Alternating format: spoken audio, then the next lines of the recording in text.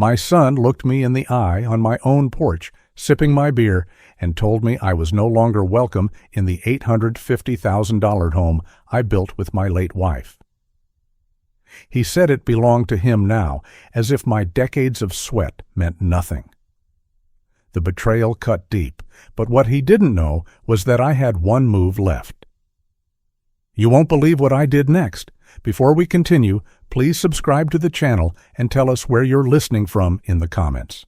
The sun slid low across my living room and turned the oak boards I installed with my own hands into warm ribbons.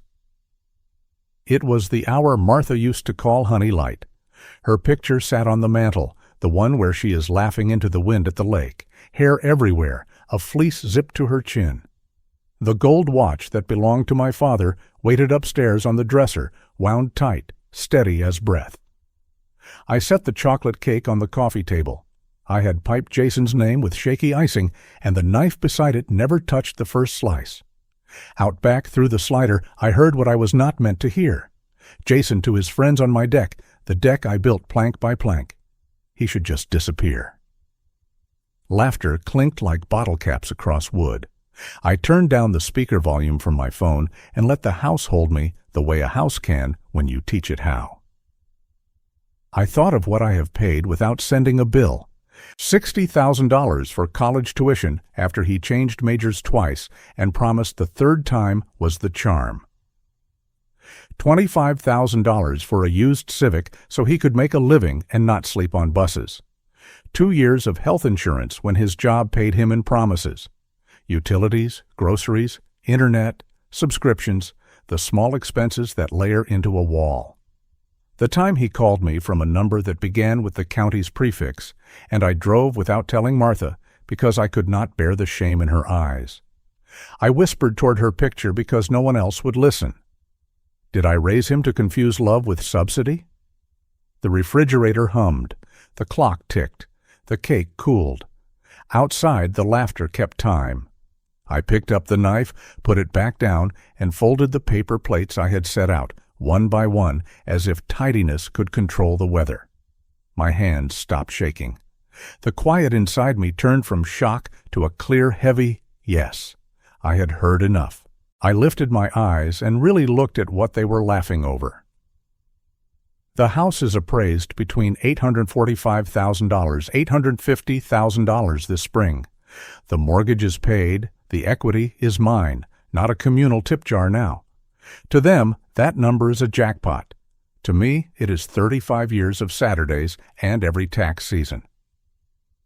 I framed the first studs with a friend from the plant when the addition went up. I sanded the banister and stained it 2 summers ago until it shone like walnut.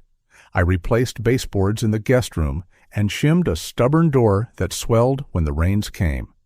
On the deck, you can still see pencil marks where I measured for the railings. The grill sits square because I dug the footings with a post-hole digger until my palms blistered and healed. The living room walls hold moments. Little League photos of Jason with his cap crooked and his grin too big for his face. There's a nick on the kitchen doorframe where he insisted I mark his height every birthday. I never painted over it.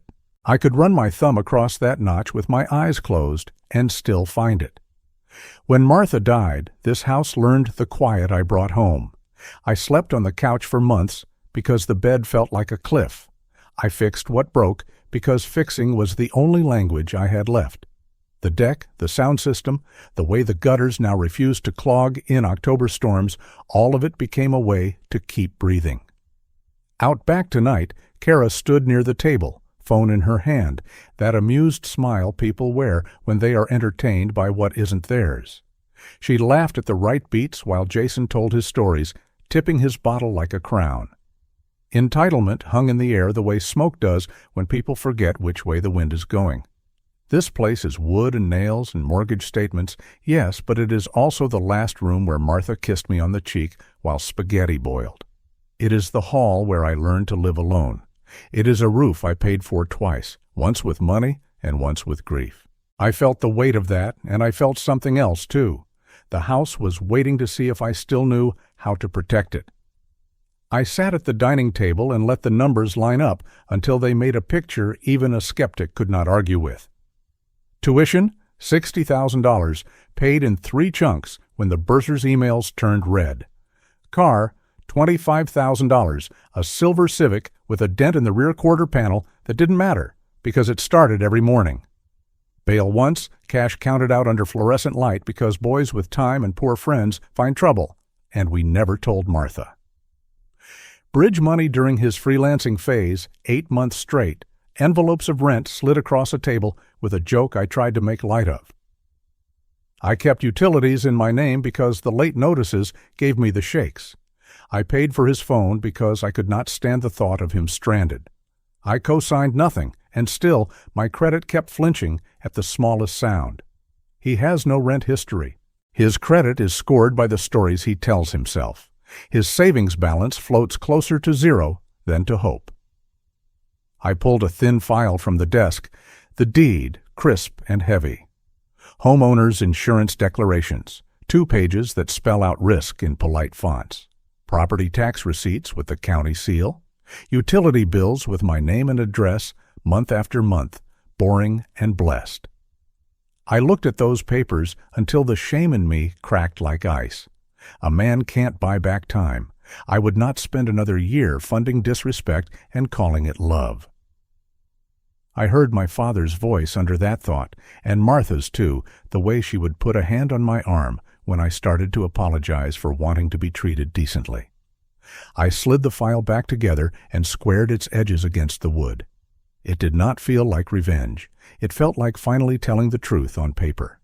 If Jason wanted a landlord, he could apply for one the regular way and try answering to a set of rules that do not blink when he smiles. The house, my house, had a guardian again, and he was sitting at the table, awake. I rinsed my hands at the sink and watched grease from the roast ribbon into the water. The pan sat cooling on the stove, a perfect dinner no one came inside to eat. Shame had taken its shot. It missed. What remained was a clean, workable problem. I am the owner of this property. That is not a feeling. It is a fact with a deed to back it. I do not need to raise my voice to enforce it. I need a plan. I opened my laptop at the kitchen table and typed the pieces of a plan into the search bar. Realtor, fast close, discreet, cash buyers. Reviews scrolled by. One name rose again and again, tucked inside words I trusted. Efficient, straight shooter. No drama, Megan Price.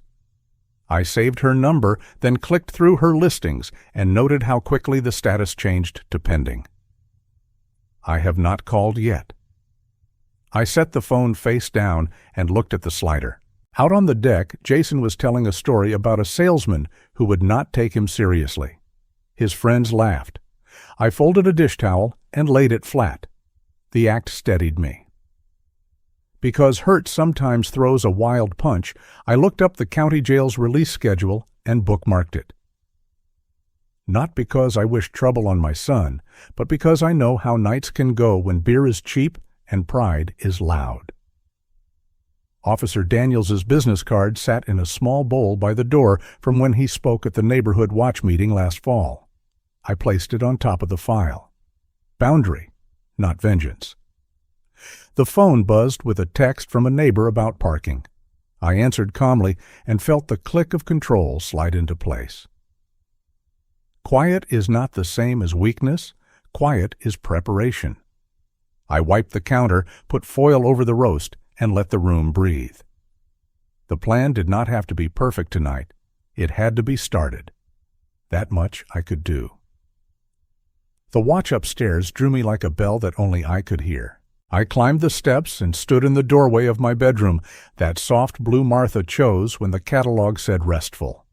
The dresser held the usual tidy things, a tray with my keys, a stack of clean handkerchiefs, a photo of Martha leaning against the hood of a truck we could barely afford back then, her grin wider than the road. The watch lay in its shallow box. It is not fancy. No diamonds, no tricks. Just a gold case smoothed by 3 sets of hands and a face that keeps its bargains without bragging. Sundays before church, Martha would lean in the bathroom doorway and grin while I wound it. 7 turns, Tom, she'd say, or you'll make your father walk faster in his grave. We laughed at the same small joke for decades. The joke aged with us and kept working. My father's line has never left me. A man's time is the only thing he can't buy back. I felt it settle on my shoulders tonight with the weight of truth.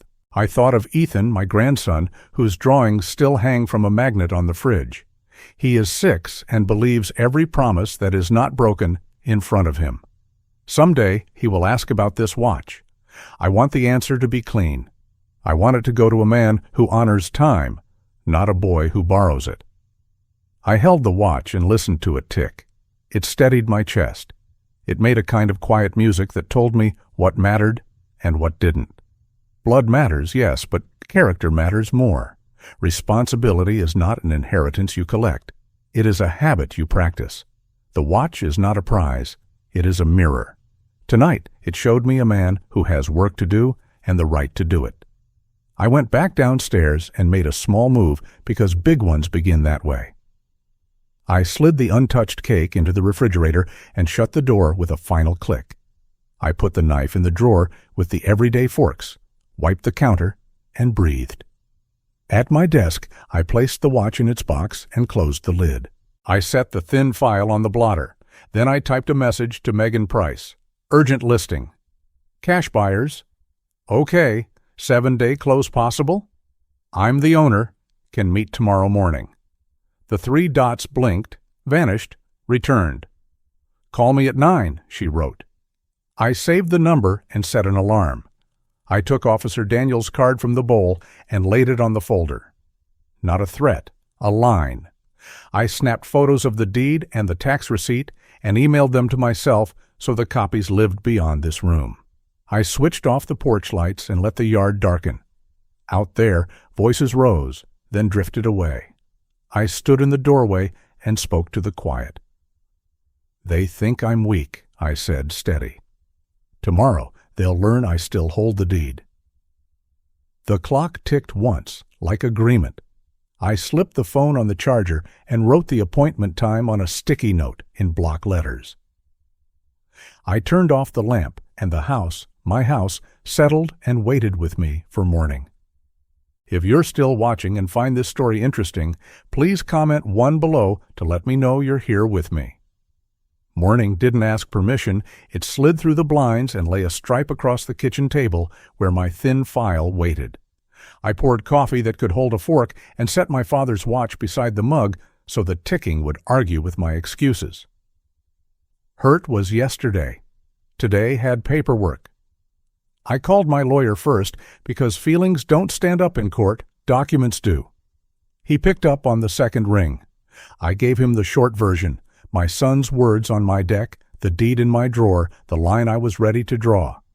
He listened, then said what I needed. I'm within my rights to withdraw permission to occupy, give notice in a calm voice. If they refuse, it's trespass. Call dispatch, not a neighbor. He would email a summary for my records. That was enough. I hung up with my pulse slowing. Next, I called Megan Price, the realtor I'd bookmarked when resolve finally drowned out shame. Her reviews were full of words I like: efficient, discreet, fast close. She could tour at 10 and talk numbers on the porch. I walked the rooms while the clock argued. I opened blinds, straightened frames, wiped the fingerprint off the oven door because pride should travel even when you're leaving. When Megan arrived, she moved with eyes like a level. She liked the banister I sanded and the deck I built. She suggested listing at $845,000 to draw multiple offers. I countered $850 if we can close in 7 days, with a $5,000 bonus at signing. She agreed to try and handed me a short list of documents she needed by noon. I slid the list into the file and drove to the post office. I rented a P.O. box, filled out forwarding cards, and felt the first breath of control. In the parking lot, I called the cell carrier, removed Jason's line from my plan, and listened to the quiet click that meant a door was shut. They had bet on dependence. I would bet on documents. By late afternoon, the backyard filled again, like a habit that refuses to check the calendar. Jason had sent a quick text, no question mark, just a time, and his friends drifted back through the side gate like smoke. Music bled from a phone, and the old picnic table took on the familiar pattern of cans and elbows. I stood in the doorway and let the screen door slap once, the sound my father used when he wanted a room to reset. I kept my voice even. I was not there to audition rage. "Gentlemen," I said, "the party's over. This is my home. I'm ending it here." Most of them gathered their things without a word. One kid apologized to the grass, which told me his mother raised him right. Jason stayed. He leaned back, knees wide, claiming space he hadn't paid for. He smirked like a man who believes volume equals authority and said something about my generation holding on too long. I did not answer the bait. I repeated the notice plainly, the way my lawyer told me. "Please leave my property now. You no longer have permission to be here."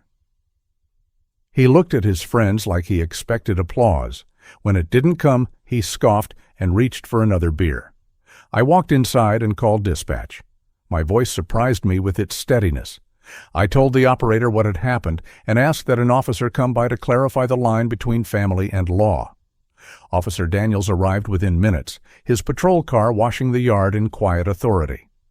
He shook my hand, then spoke to Jason the way a good teacher talks to a stubborn student. "This gentleman has asked you to leave. That's a notice. If you remain, it's trespass." Jason tossed his head and said we were making a big deal out of nothing. Daniels didn't blink. He pointed to the open gate and waited. Jason stood, slow on purpose, and shuffled past me with a look that promised a later storm. After the cars pulled away, the yard felt like a church after the last hymn. I texted Megan, "Notice delivered, calm, no incident." Then I washed the glasses, wiped the table, and let the quiet tell me I had turned something important without snapping it. The next morning, I went to the farmer's market because ordinary life steadies a man who has made a hard choice. Sun on tomatoes, chalkboard prices, old couples arguing kindly about peaches, kids sticky with jam. I felt my shoulders loosen as I walked past the honey booth where a beekeeper tells the same joke every Saturday. Then I heard my name shaped by a voice that enjoys being heard. Kara stood 2 stalls over with 2 friends I didn't know. She didn't see me, or she did and liked the stage better. "He's hoarding the house," she said, loud enough to bless the produce with her opinion. It was always supposed to be Jason's. "He promised me the upstairs office for my studio. Now he's acting like he built the place with his bare hands." One friend hummed in agreement. The other said, "Boomer control, classic," like he was diagnosing a rash. I turned an heirloom tomato in my palm and felt the skin give. My mouth tasted like a battery. This was the rehearsal. Lie in public, post it after lunch, collect sympathy like coupons. I paid for the tomatoes, nodded at the beekeeper, and walked away before my face said something my mouth couldn't fix. In the car, I sat for a minute with the windows down and the paper bag warming beside me. Anger wanted to write a speech. Discipline handed it a broom instead. Back home, I wrote a single line on an index card and slid it under the watchbox. When lies get rehearsed in public, they're about to be posted. I sent a brief note to my lawyer, attached the memory while it was fresh, and saved a copy to the file. I did not text Jason. I did not text Kara. Silence can be a boundary. Then I made a sandwich that I barely tasted and reminded myself of the plan. The house would move. The paper would speak. And I would keep my words for the places that change things. That night, the wind rose, the kind that makes a screen door confess its age. Near midnight, wood shuddered in the frame. It wasn't the wind. It was a fist. The rhythm said impatience. The smell through the jam said beer. Jason's voice came next, flattened by the porch. He wanted to talk now, fix it his way, let the past carry the present one more time. I told him through the door that we would talk in daylight. He hit the door again, called me a landlord, and told me to open up. I stood with my hand on the knob and counted 10. Then I called dispatch, because promises matter most at midnight. The operator knew my address. "Stay inside," she said. Lights bent around the corner. Officer Daniels stepped onto the porch with quiet boots and put his palm out before words turned heavier. He asked for ID and whether Jason understood the notice from the day before. Jason argued with the idea of consequences, not with the man. "This is my house, my future, my right." Daniels answered like a metronome. "It's your father's property. Permission was withdrawn. You're trespassing. Leave now." Jason refused. Small, simple, final. He pushed the door with his shoulder, and the latch protested. Daniels moved, cuffed him with practiced softness, and didn't narrate it. I watched from the side window and felt a part of me try to run after the past. The rest of me stayed. As they walked him to the car, Jason threw a look that used to work on me. Pity me? Fix this. I didn't. The squad car pulled away. The house went still. The clock over the stove clicked to 12:05 and kept going. I washed my face with cold water and sat at the table until the birds took over the dark. In the morning, my lawyer texted, "Arraignment today. Criminal trespass and failure to comply. Time served possible. Probation likely." 14 days, it turned out. 14 quiet nights to do the work a father should have done sooner. At noon, I stood in the driveway and looked at the house like a surgeon before the cut. Paper first, then keys. 2 days after the arrest, Megan arrived with a photographer who treated light like a tool. He nudged a chair 2 inches, asked me to open a window, and waited for the afternoon to do its best work along the banister. He took a picture of the nick in the kitchen doorframe where we measured Jason's height and somehow made it look like history instead of damage. I stayed out of the way and signed a disclosure about things that creak because honest houses confess. Megan posted the listing before dinner. She texted me the link, but told me not to read the comments if any showed up in the neighborhood group. I didn't. I set my phone face down and went for a walk around the block with my hands in my pockets, the way my father used to when he had decided something and needed his legs to catch up. By mid-morning on day 3, Megan called with a voice tuned to good news. A cash offer, $850,000 even, no contingencies, 5-day close. The buyers were moving from the city for a quieter life, and they liked the deck because they could have family dinners on it. I stood at the sink and watched the yard while she spoke. The grass looked like it had been combed. I told her yes, then yes again when she read the terms slowly. We set a signing for that evening. At 6, she spread papers on my dining table like a map. The pen wrote as if it enjoyed decisions. I initialed where she placed tabs. She shook my hand once like she knew the weight of a clean transaction. After she left, I made a sandwich and ate it over the sink, not because I was sad, but because simple food at a clean sink has always felt like honesty. I texted Frank next door and asked if I could sleep in his guest room 2 nights after closing while I figured out the next place. He wrote back the way real neighbors keys a raise under the frog statue. "Come when you want," I packed by subtraction. 3 suitcases, 2 for clothes, 1 for tools and documents. The lockbox slid under the passenger seat with the deed copies, tax receipts, and the brief letter from my lawyer, spelling notice, no one could mistake. I took down photos and kept only the ones that still told the truth. Martha is in a blue dress at the lake. Jason at 7 with grass stains and a grin. I wrapped each in paper and let the rest go. The watch stayed out. I wound it, felt the steady resistance, heard the tiny click like a man keeping a promise. I wrote Ethan's name on an envelope and placed it in the lockbox beside a blank card. Someday, not today. Earn, then inherit. Before bed, I typed a plain letter for Jason and printed it on good paper. 2 sentences. Final. You no longer have permission to enter my home or use my accounts. The house will be sold, and the proceeds will not be yours. I signed it and put it in the file with Officer Daniels's card on top, boundary above enforcement. Then I walked the rooms, touched the banister, turned off each light, and said goodnight to the quiet.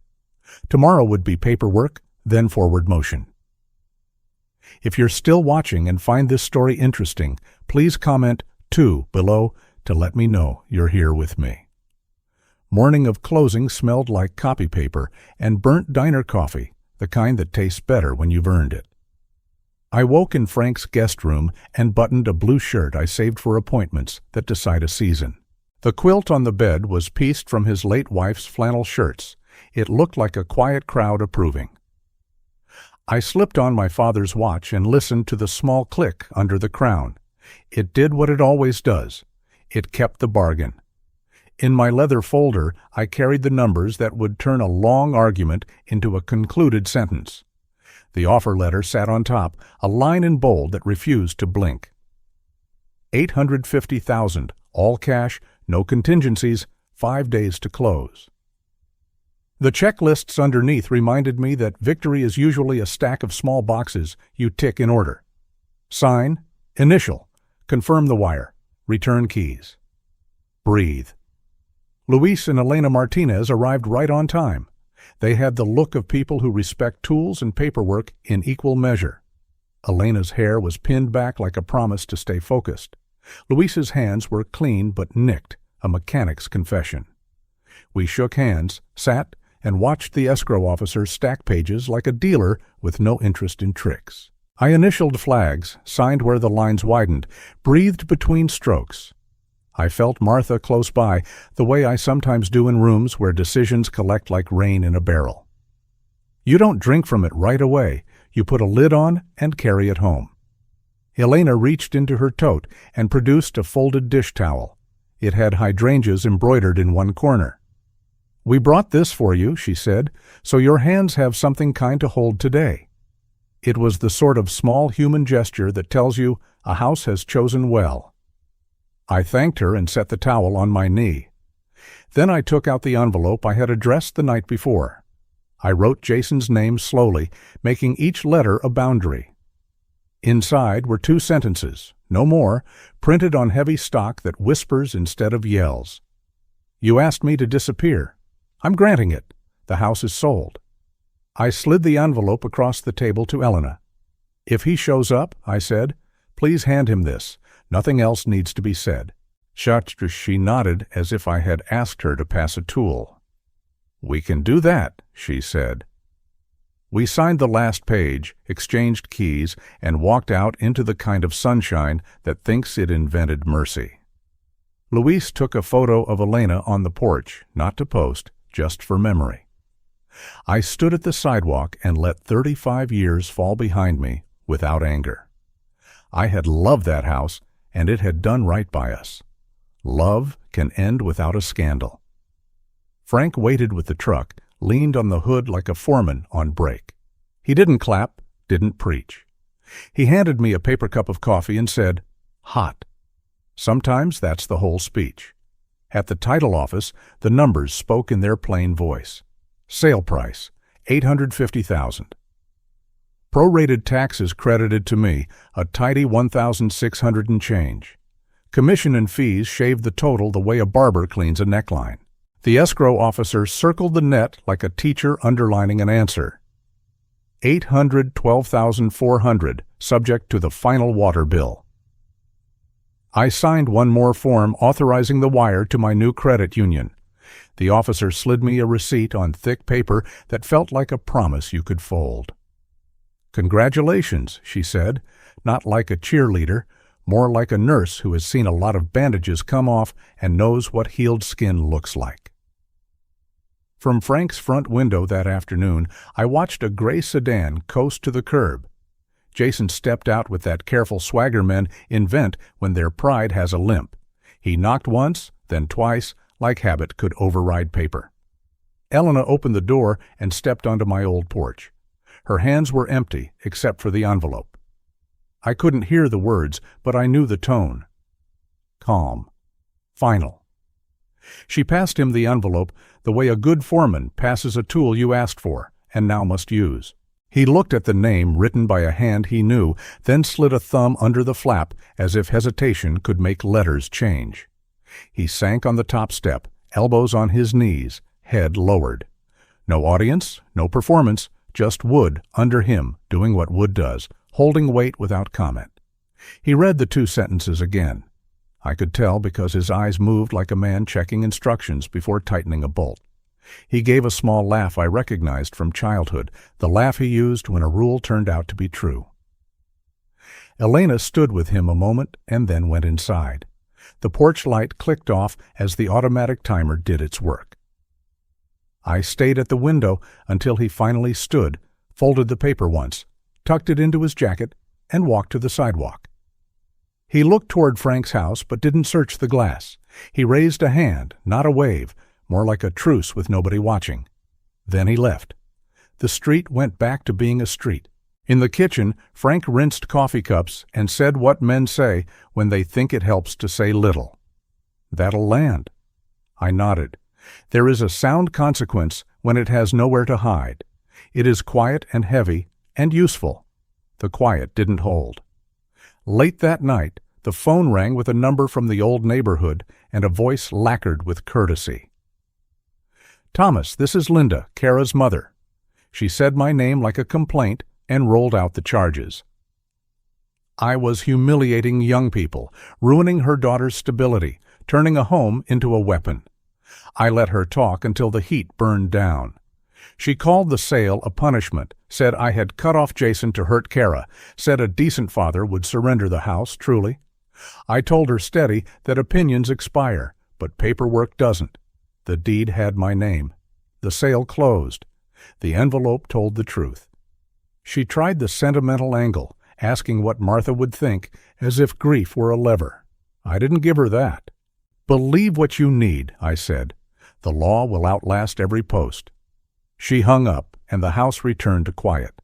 I stood by the sink and let anger pass without needing to be explained to anyone, including me. By morning, the internet had teeth. Kara posted a photo of my old siding washed in police lights from the night Officer Daniels did his job. Her caption auditioned for outrage. "Imagine calling the cops on your own son. Some people should never be parents." Comments swarmed from accounts that looked like usernames made in a hurry. "Monsters wear suits. Boomers are abusive. If he loved him, he'd give him the house." I didn't jump in. I saved screenshots and photographed the police report number, small armor against memory being bullied. I called my lawyer, left a brief message that I would keep records and stay off comments, and went back to my list. The smear rolled into the next day. Kara posted again, a tight crop of my mailbox with my name centered like a target. Under it, she wrote about generational greed and withholding shelter, soft words doing hard duty. "Take him to court. He's hoarding wealth." Someone wrote, "He belongs in a home." The irony made me laugh alone in Frank's kitchen. Linda chimed in with her call turned into a public sermon. "He cut Jason off to punish our daughter. He ruined a marriage to make a point." I rinsed a pan and kept quiet. Then a small sentence surfaced from Sarah, the friend with a quieter backbone. "There's more to this story than one photo. Maybe don't crown or crucify a single frame. The thread lost heat the way a pot loses its boil when someone lifts the lid. Lies need steam.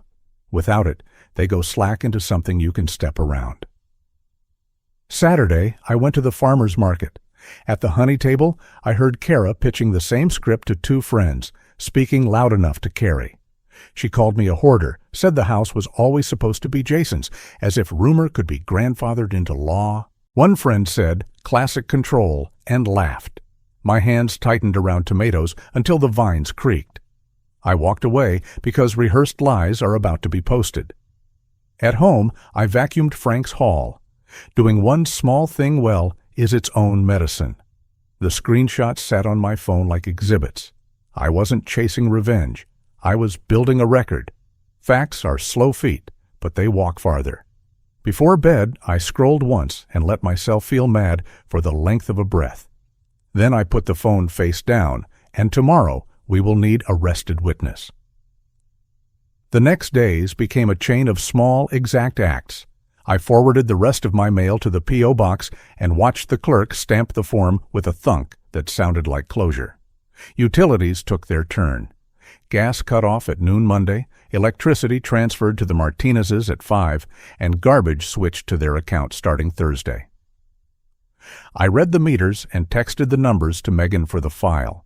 Paperwork is tedious until you remember it's a fence that keeps cattle from wandering. I sorted drawers into keep, donate, trash, the unglamorous trinity that escorts a life from one chapter to the next. I walked into the credit union with the cashier's check the title company gave me while the wire cleared. The manager shook my hand and handed me a fresh folder embossed with the logo. We opened a trust account in Ethan's name with me as grantor and a bank trustee that does not care what anybody thinks on the internet. I deposited $500,000 to start because big moves deserve clean math. We set an automatic transfer for the first of each month, $1,000, indexed to inflation, so it won't shrink while nobody's looking. If Jason calls that cold, so be it. Cold keeps milk safe. Warm spoils it. On a yellow pad, we listed what the trust could pay for, what it could not. Education, yes. Predatory toys, no. Tools, yes, if he learns to use them. A down payment someday if he treats the roof right. Not a slush fund, not applause. I initialed the clauses, and my lawyer slid a voluntary waiver across the table for Jason to sign when he was ready, surrendering any claim to my estate now or later. Nobody would force it. Choices count more when you can walk away and don't. Evenings, I slept in Frank's guest room and learned its night sounds. The hot water pipe ticks once as it cools, the ice maker coughs at 2, and the old clock in the hall permits itself to be 5 minutes fast. From the window, I could see the glow of my old porch under the Martinez's new bulb. Elena stepped out sometimes with Pepper at her heel and looked at the hydrangeas like they were part of her family's calendar. I felt an ache that wasn't grief. It was a relief that I had learned to speak softly. I made one more call I had avoided for months. I told the cell carrier to remove Jason's line from my account. The agent read the last 4 digits back and asked gently if I was sure. I was. Insurance followed. I moved the homeowner's policy to former owner status and set the renewal to auto-cancel. The county emailed me a prorated tax refund notice that felt like a receipt from time itself. I changed my driver's license address and booked the accountant for Tuesday to tag every dollar to a purpose. Jason texted the morning after the envelope landed. He didn't mention the posts. He asked if I could meet for coffee. I told him 20 minutes at the Harbor Cafe on 5th, the place with chipped mugs and a waitress who remembers your order. He was early. He sat at the corner table, shoulders squared, trying on a new posture. I ordered black coffee and watched the steam drift like a thought. He started to speak, and I raised a hand. "Begin with the truth," I said. "We waste less time that way." He nodded and told me the truth that fits on a receipt. He had a bunk for 2 nights, no cash past Wednesday, a cracked phone, and a job lead if he could get to orientation. I asked for specifics. He had the address, the time, 9 a.m., at the Workforce Center by the river. He stared at the table like the grain could judge him. "I'm not asking for money," he added. "I'm asking for a plan." That was new. It sounded like a door opening. I told him I'd buy 1 night in a motel so he could shower and sleep without performing. I wouldn't hand him cash. I'd meet him after orientation for lunch if he showed proof. I wrote names on a napkin. Ask for Mara at the front desk. Bring the stamped form. Keep your voice steady and your sentences full. You're not selling yourself. You're telling the truth. He folded the napkin like it was a contract. When we stood to leave, he touched the envelope in his jacket pocket, the one Elena handed him. "I hate that note," he said, "and I needed it." I told him I understood. We stepped outside, and the sky had that plain winter light that doesn't bother with mood. He walked toward the river. I walked to the motel desk and put my card down for 1 night, and exactly nothing else. The clerk slid a key fob across without asking questions. Boundaries don't need speeches. They need practice. The coffee tasted like resolve. Proof arrived the next afternoon like flags. Jason texted a photo of the Workforce Center corkboard with orientation completed, stamped. An hour later came a worksheet from the resume class with the counselor's initials. He didn't add commentary. The images did their work. By evening, 2 applications were in at warehouses on the graveyard shift. He used the word steady about the schedule. His vocabulary usually ran on hope, not clocks. Around 9, he sent a picture of his palm. The heel was red where a handle rubbed. "What do I do about this?" he wrote. I told him neoprene gloves with leather, Harbor Supply, about $30. Buy 2, rotate them, let your hands learn without tearing. He sent it back, okay. Not thank you, not a complaint. It felt like progress. 2 days later, he mentioned a man named Hank who runs a forklift like a violin. 57, started late, pays bills. Hank showed him how to stack pallets so bumps don't turn gravity into an enemy. Lift your eyes. Keep moving, even when nobody calls your name. Jason tried it during another practice shift and sounded surprised at how much less he hurt that night. He texted a photo of a time card with honest numbers. I told him to eat protein before the overnight and take a bottle of water to the floor. He wrote that he felt silly carrying the bottle. "Feel silly and hydrated?" I answered. "That pays." He stopped texting because the next move was sleep. The phone lay quiet. I put it face down and let the quiet be proof. Men say a lot, but they can't back up. A stamped form and a sore hand outweigh any speech. I slept until dawn, a sleep that felt like permission.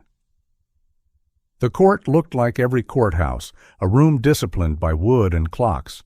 The carpet smelled like cleaner and failed lemon.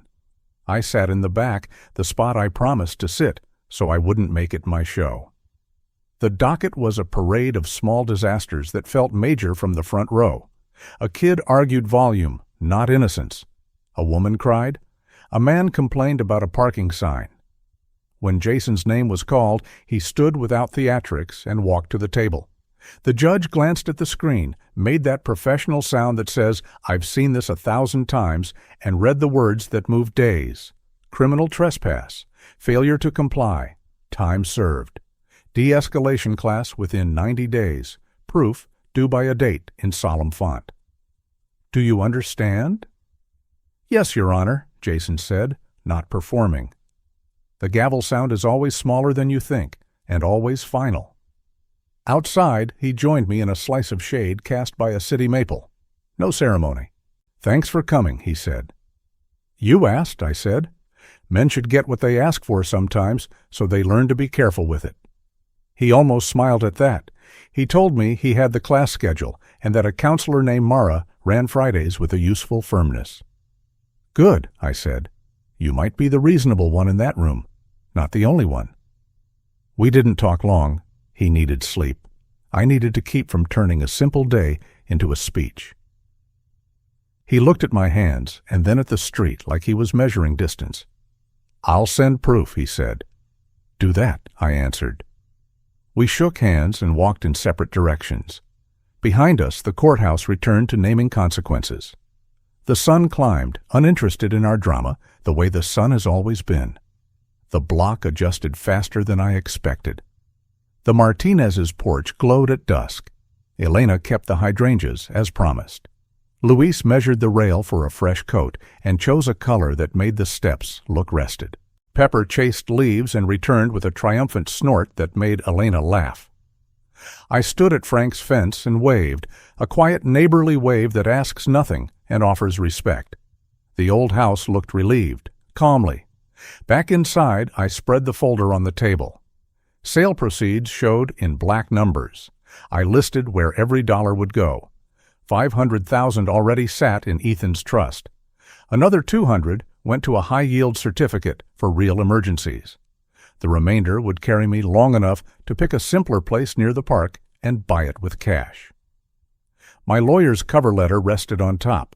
It explained the voluntary waiver for Jason, the trustee's duties, the automatic deposits, and the clause that keeps heat and light paid even when opinions flip like the weather. I slept that night with the window cracked just enough to hear leaves slide along the sidewalk. In the morning, I would authorize the first automatic trust deposit, call the accountant, and move the last insurance policy into the binder where it belonged. They frame me as a monster. I'll answer with math. It stands. If you're still watching and find this story interesting, please comment 3 below to let me know you're here with me. I woke with a different kind of stillness the morning after the papers had cleared. Not the anxious silence that used to hang around me like fog in the old house, but the kind that tells you a storm has passed and left the air cleaner. The house was gone, sold without loopholes or reversals, the money settled in accounts that finally had purpose. I sat at the small kitchen table in my rented room, the same place where I'd eaten Frank's chili the night of the closing, and opened the folder one more time. Inside was the trust agreement for Ethan, notarized and stamped, the kind of document that doesn't ask for opinions. $500,000 wired into his name, not his father's, not mine, but his. The terms were clear: disbursements for education, for a down payment when he earned stability, for tools when he proved he could keep a job. Never a lump sum, never a handout. It wasn't money to soften him, it was money to shape him if he chose to show up. The trustee was the bank, the successor of my attorney.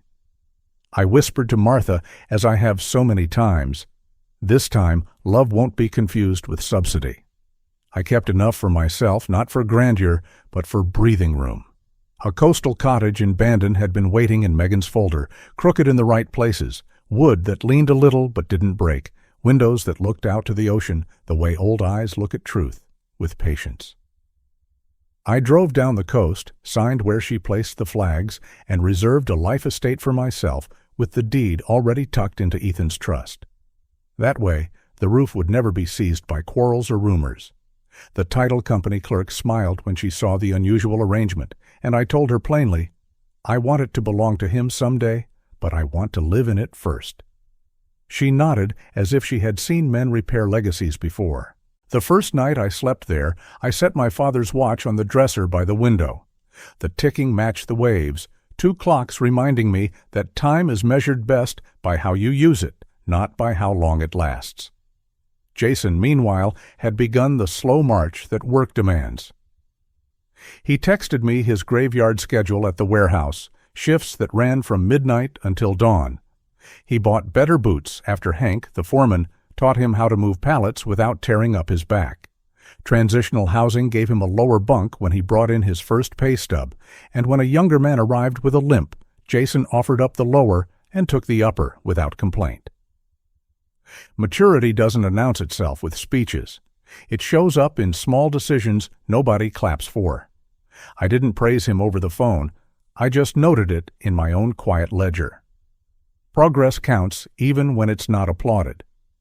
Then came 2 envelopes that made me stop and breathe differently. The first was a certified letter from the county confirming his probation had been satisfied early, fines paid, and classes completed. The second came from my attorney. Inside was Jason's notarized waiver, signed in his own hand. I waive any claim or expectation of inheritance or beneficiary status from the estate of Edward Walker, now and in the future. I read it under the fluorescent lights of the bank and felt like I had swallowed a mouthful of sunlight. It wasn't joy exactly. It was the strange relief that comes when a long argument finally stops echoing. He had signed away the old entitlement, and in that act he gained something more honest, the chance to stand on his own. A week later, the bank sent me a notice that made me read twice. A deposit of $500 into Ethan's trust. Memo line, from Dad. A week later, another deposit of $200. Same memo line. For the first time in years, Jason had titled himself honestly. Not the son demanding, not the man blaming, but Dad. Ethan's dad. I sat at the kitchen table of the cottage and let the sound of the ocean carry the moment where words would have ruined it. Martha would have smiled at that deposit slip. She always believed in beginnings disguised as small checks. The watch found its way into Ethan's hands one Saturday in the park. Jenna, his mother, had driven him down, and I carried the old wooden box that held the watch. He opened it with the reverence children save for Christmas mornings, eyes wide, hands careful. I told him, "This is yours someday if you show up for life."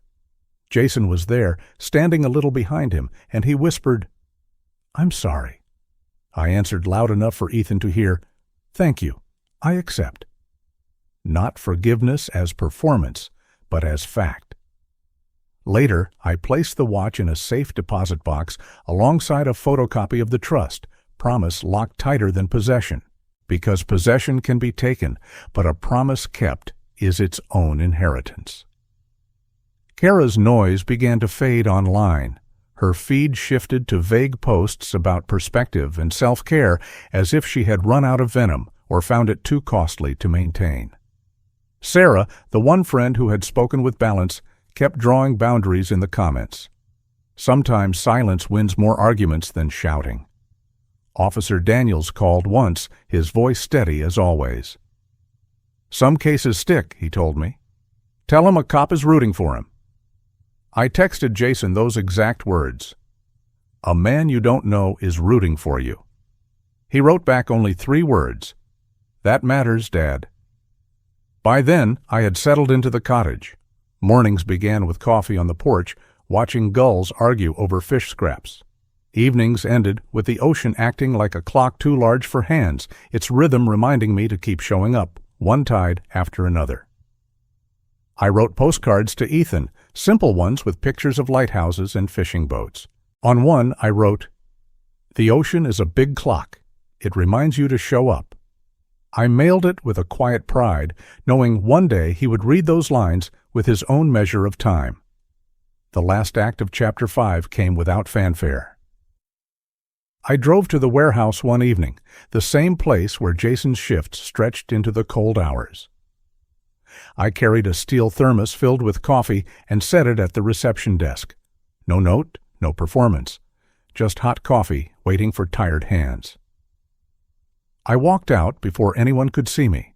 Mercy without subsidy, love without disguise, boundaries that don't brag. That was the balance I had been searching for all along. I know now that I don't need them anymore. I have myself. I have my peace.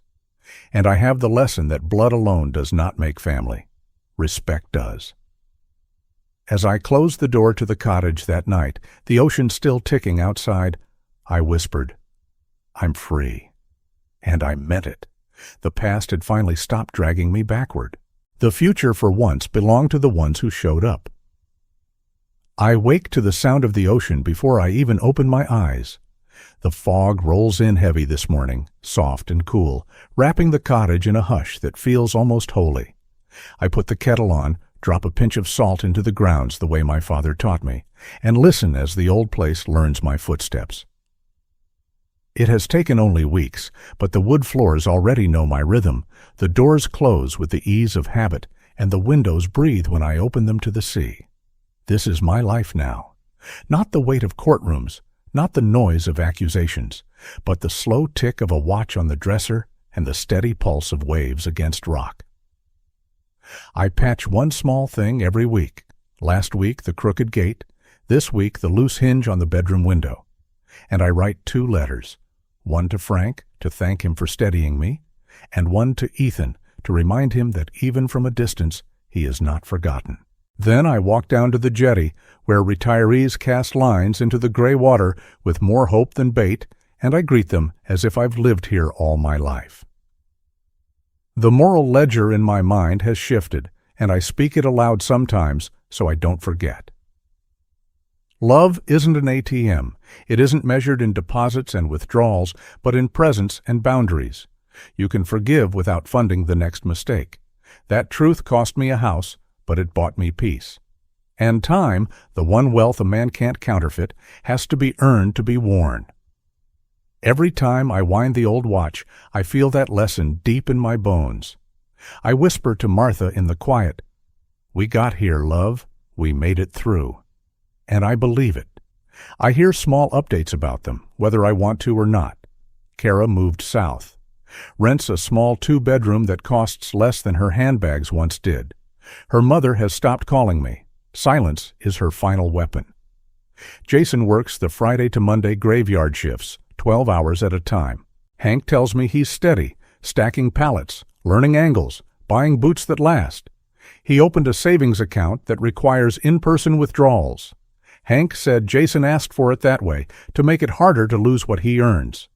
Sometimes I get a photo, a clocked-in schedule, a pair of clean boots, proof not of wealth, but of work.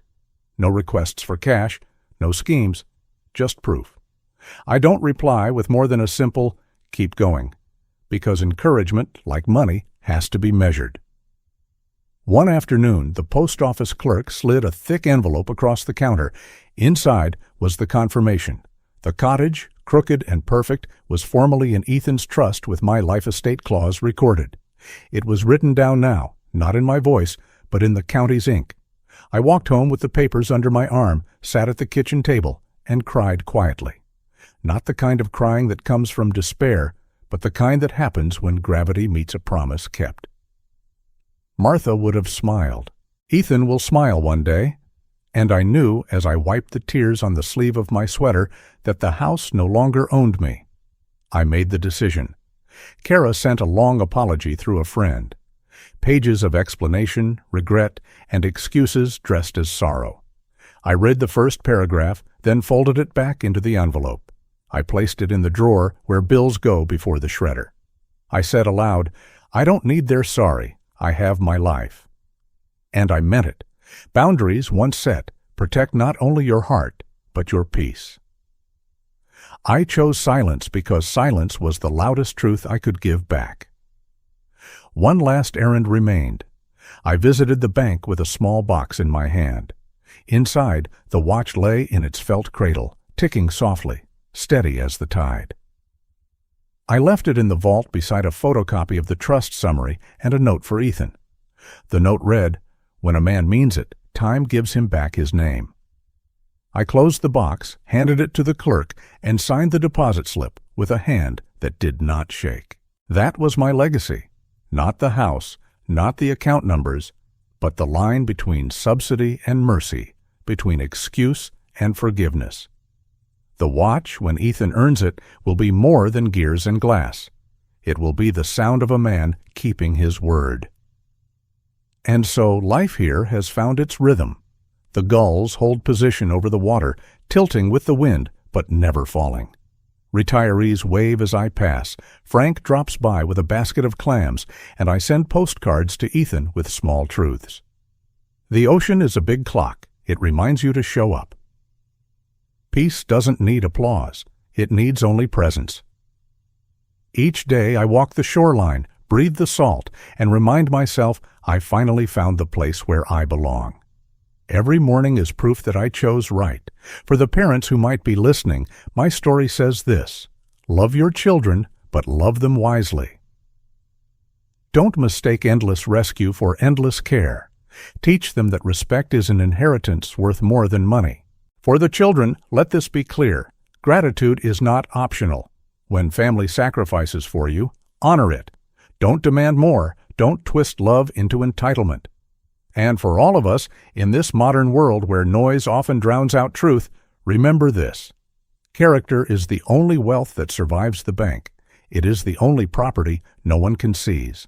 I know this because I lived the loss, and I lived the recovery. The house is gone, the noise is gone, but my dignity remains. And that is enough. The story has come to an end. I hope it has brought you valuable lessons and insights. If you enjoyed this content, please like, share, and subscribe to the channel so you won't miss the next video. Goodbye, and see you again.